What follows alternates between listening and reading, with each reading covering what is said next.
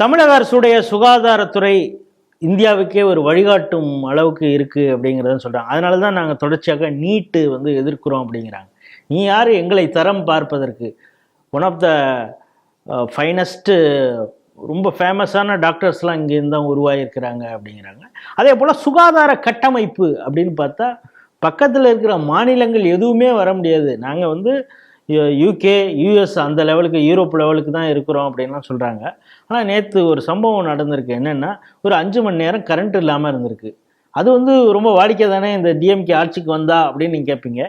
கீழ்ப்பாக்கம் மருத்துவமனையில் திடீர்னு power cut ஆகிருக்கு. இதோ வந்துரும்னு சொல்லிக்கிட்டே இருந்திருக்காங்க. எந்த ஒரு ஏற்பாடும் இல்லை. போய் மருத்துவர்கள்ட்ட பேஷண்ட்டோட அட்டெண்டர் போய் சொல்கிறாங்க, யாரும் கண்டுக்க மாட்டேங்கிறாங்க. கடைசியில் ஒரு 5-6 மணி நேரம் கழித்து தான் வந்திருக்குது. அதற்காக ஷிஃப்டிங் பண்ணுறது அந்த நோயாளிகளை அப்படிங்கிற பெரிய ஒரு சங்கடத்துக்கு உள்ளாக இருக்கிறாங்க. இது குறித்து எந்த ஒரு விளக்கமும் சுகாதாரத்துறையிலேருந்து கொடுத்தது மாதிரி தெரியல. நீங்கள் எப்படி பார்க்குறீங்க?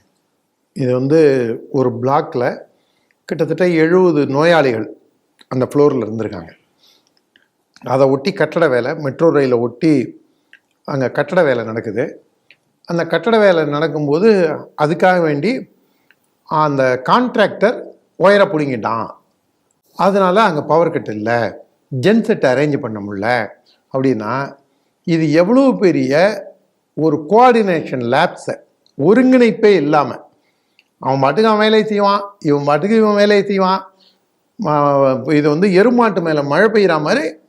அது எதை பற்றியும் கவலை கிடையாது. வந்த மாட்டையும் கட்டுறதில்ல, போன மாட்டையும் பார்க்கறதில்ல அப்படிங்கிற கதையாக தான் இந்த தமிழக அரசோட செயல்பாடுகள் இருப்பதாகத்தான் இந்த விஷயத்தில் தெரியுது. இதில் இன்னொரு விஷயம் பாருங்கள். அவன் இந்த கரண்ட் ஒயரை அவன் பிடுங்கிட்டான் அப்படின்னா அப்போ நீ அது வரைக்கும் என்ன பண்ண? அவன் பில்டிங் கட்டும்போது அவன் உங்ககிட்ட சொல்லலை. ஏன் சொல்லலை? இதுக்கு கோஆர்டினேஷன் யார்?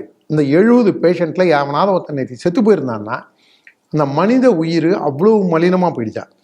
நீங்கள் சொன்ன மாதிரி இவங்க எப்படி உருட்டுவாங்க, தமிழ்நாடு லண்டனுக்கு சமமாக, ஜெர்மனிக்கு சமமாக, அதாவது இந்த தமிழ்நாடுங்கிற பேரே உண்மையிலேயே அது தமிழகம்னு வச்சுருக்கணும்.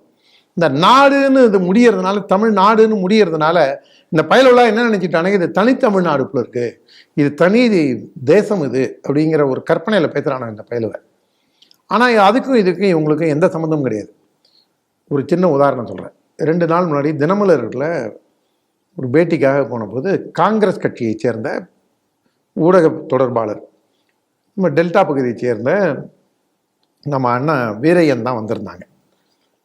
அவர்கிட்ட பேசிகிட்டு இருக்கும்போது நான் படித்ததை இதில் தான் தம்பிக்கோட்டை பக்கத்தில் தான் அப்படின்னு சொல்லிட்டு அவர் சொன்னார், நான் மன்னாருடையோ இல்லை பக்கத்தில் வேறு ஊரோ போய் நடந்து போய் பஸ் ஏறி போய் படிக்க வேண்டியதுக்கு எங்கள் ஊர்லேயே ஹைஸ்கூல் வரைக்கும் காமராஜர் கொண்டு வந்தார்.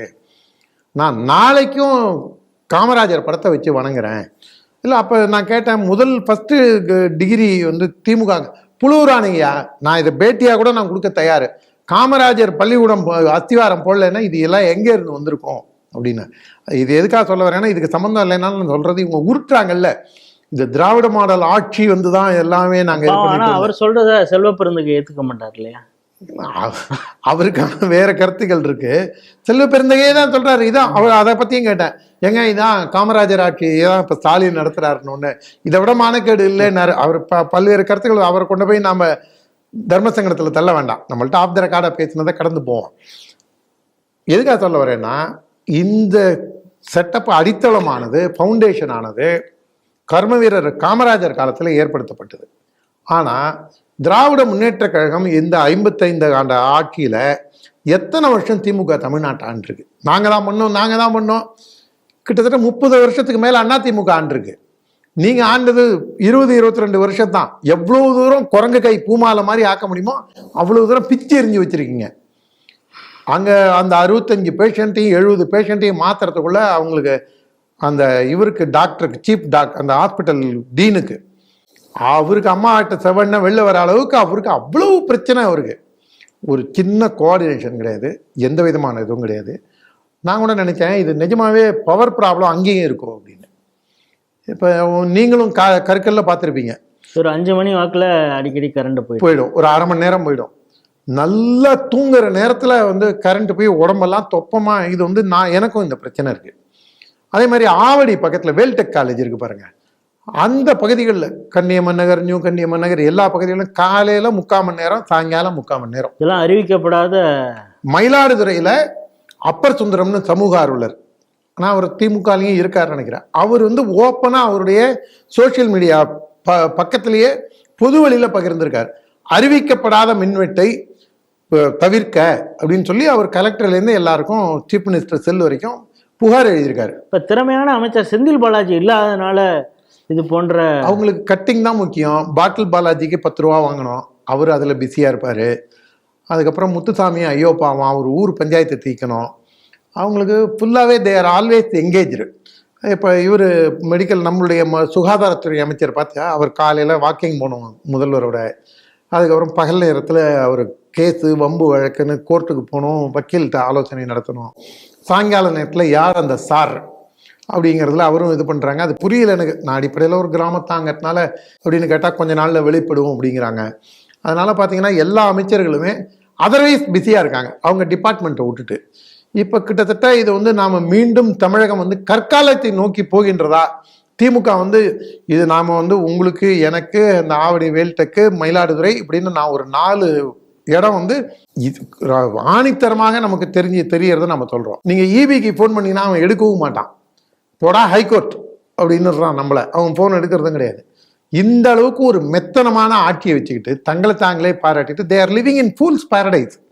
கற்பனையிலேயே இவங்களுடைய இந்த திராவிட முன்னேற்ற கழகம் சீனி சக்கர சித்தப்பா ஸ்லேட்ல எழுதி நக்கப்பான்னு வெறும் போட்டோ ஷூட் ஆக்கி அதே முதல்வர் சொல்லியிருக்காரு பல தடவை அந்த வசனத்தை சொல்லியிருக்காரு. அது அவருக்கே நீங்க சொல்றதுங்கிறது நான் உண்மையா கண்டிப்பா is eating is own words, அவ்வளவுதான். அவர் வந்து அப்பா டோப்பா அப்பா வந்து அவ்வளவு பிஸியா இருக்கார். அவருக்கு ஊட்டிக்கு போகணும், போஸ்ட் கொடுக்கணும், போட்டோ ஷூட் எடுக்கணும், செக்ரட்டேரியட்ல போட்டோ ஷூட்ல பிஸி, அவர் டெல்லி போகணும், எவ்வளவு வேலை அவருக்கு.